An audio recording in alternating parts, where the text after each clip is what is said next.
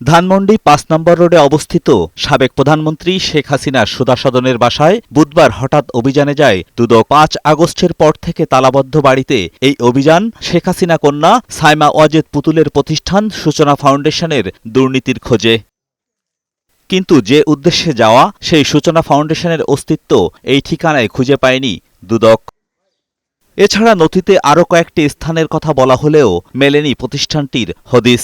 সাবেক প্রধানমন্ত্রীর মেয়ে সাইমা ওয়াজেদ পুতুল, ওনার প্রতিষ্ঠানের নাম হচ্ছে সূচনা ফাউন্ডেশন। উনি এই প্রতিষ্ঠানের প্রতিষ্ঠাতা সভাপতি হিসেবে ছিলেন।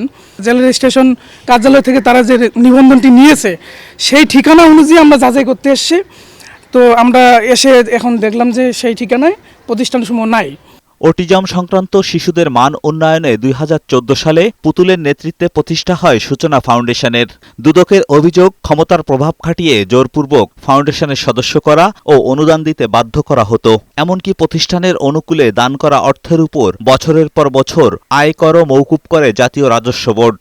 ক্ষমতার প্রভাব খাটিয়ে এনবিআর থেকে একটি এসআরও জারি করে নেওয়া হয়। সেটা হচ্ছে তাদের যে 10% যে কর দেওয়া লাগে প্রতিষ্ঠান হিসাবে, সেই প্রতিষ্ঠান থেকে সে প্রতিষ্ঠানের করের বিষয়টি তাদের থেকে মুক্ত করে দেওয়া হয়, যে তাদেরকে দেওয়া লাগবে না। তো এই বিষয়টা আমরা যাচাই করার জন্য এনবিআরে যাব।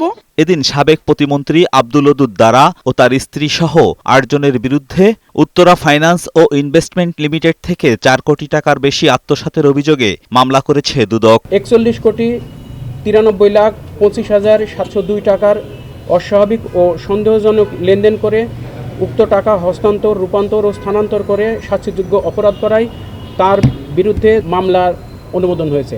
এছাড়া মামলা হয়েছে বরগুনা ১ আসনের সাবেক এমপি ধীরেন্দ্রনাথ শম্ভু ও তার স্ত্রীর বিরুদ্ধে। তাদের বিরুদ্ধে প্রায় ৭ কোটি টাকার অবৈধ সম্পদ অর্জন ও প্রায় ৫০ কোটি টাকা সন্দেহজনক লেনদেনের অভিযোগ আনা হয়েছে। এজাজুল হক মুকুল, বৈশাখী সংবাদ, ঢাকা।